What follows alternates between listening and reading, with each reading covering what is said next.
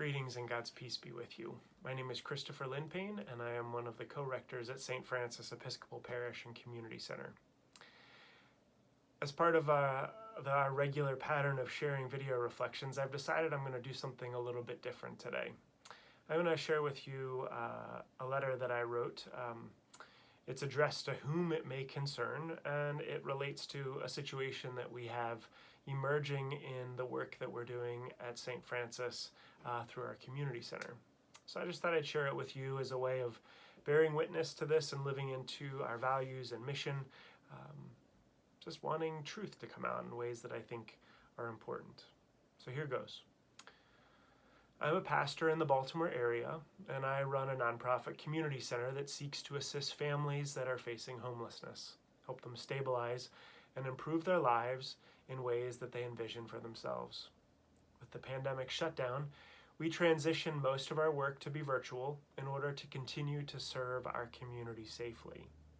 As part of that effort, we researched and took recommendations in search of a company that could help us streamline processes and work remotely. We decided upon a company called DocuSign and signed on with them to support our efforts in August of 2020. There was then and remains some opaqueness about the services that were advertised, but we were generally happy about how things were going and how they integrated well with the system we were creating in this period of crisis. Things worked quite well for a year, but after the federal moratorium on evictions was removed, we had an extremely high volume of referrals and were suddenly working with hundreds of people facing eviction and homelessness. That said, our parish and community center staff and volunteers transitioned. They transitioned quickly to help get needed funding into the hands of those most in need. This assistance not only helped hundreds of families, but it also enabled landlords to begin to recover from economic turmoil. We were doing so well that our partners in county government and other nonprofits wanted to learn from what we were doing to improve process and help more people more quickly. Then, last week, our DocuSign account was frozen without notice because apparently we had significantly exceeded the number of electronic envelopes that were allotted. Please understand that when we signed up for the service in August of 2020, when we signed on with DocuSign, there was no mention of the envelope's limits and how all of that worked. It cost us then about $300, and the service enabled us to help well over 300 families in crisis because of COVID-19. There was next to no clarity from DocuSign about what the arrangements entailed, and while likely legal terms and conditions in fine print outlined this somewhere, we never received it and couldn't have imagined what would come next. Last week, at the end of September 2021, as pressure mounted with more and more people facing eviction and public scrutiny over ineffective distribution of funds, we at St. Francis were on a roll helping more and more people. That is, until DocuSign put a hold on our account and let us know that it would cost us $20,700 in order to upgrade our account and release the hold. Now, mind you, this was a discount because we were a nonprofit. This action, DocuSign's action, put hundreds of families in jeopardy and felt to our staff like extortion. This quote was based on usage at $3 per envelope. There was no mention of this outrageous price on their website. The highest pricing package on their website was $40 per month. This is clearly a bait and switch maneuver, as DocuSign brings you in with reasonable prices and then charges astronomical fees once you're dependent on their services. There is obviously a huge difference between $300 per year and $20,700.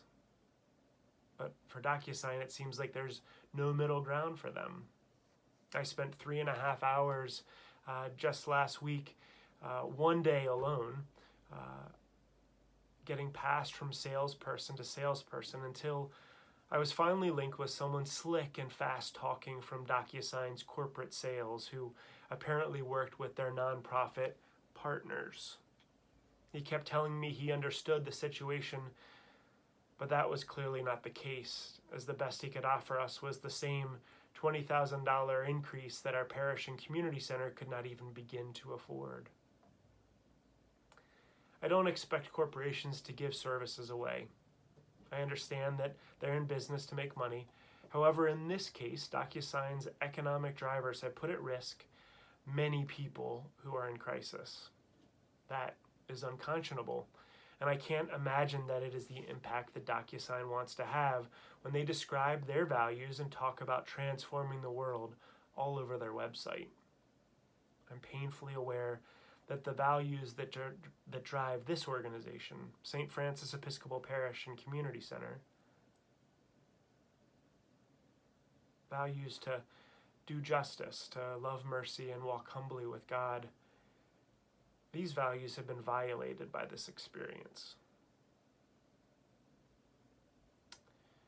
I'm pretty exhausted, pretty frustrated, and I don't know if there's anything that can be done to rectify this at this point. But I feel compelled to take the time to tell this story in hopes that others do not get drawn in by their tactics. We're trying to figure out what our options are in terms of document processing, but in the meantime, people are being evicted from their homes because of DocuSign's actions. Now, I'm incredibly proud and frankly in awe of our staff and volunteers as we're figuring out how to prevent evictions, how we're keeping people in their homes, but this kind of behavior on the part of DocuSign is, well, I don't have words. I say all this because if you're considering doing business with DocuSign, I hope you give serious thought to their behavior in this instance. As I now understand from other posts from nonprofit leaders, we are not the only ones that have fallen victim to their predatory practices. I share this because I want people to know this story. I want people to understand. And as we at St. Francis continue to try to live into God's call to us to do justice, to love mercy, and walk humbly with God, as we continue to find our way forward in this, I ask for your prayers for all those involved in this. I believe there is a way forward, but we shall see. Thanks for listening.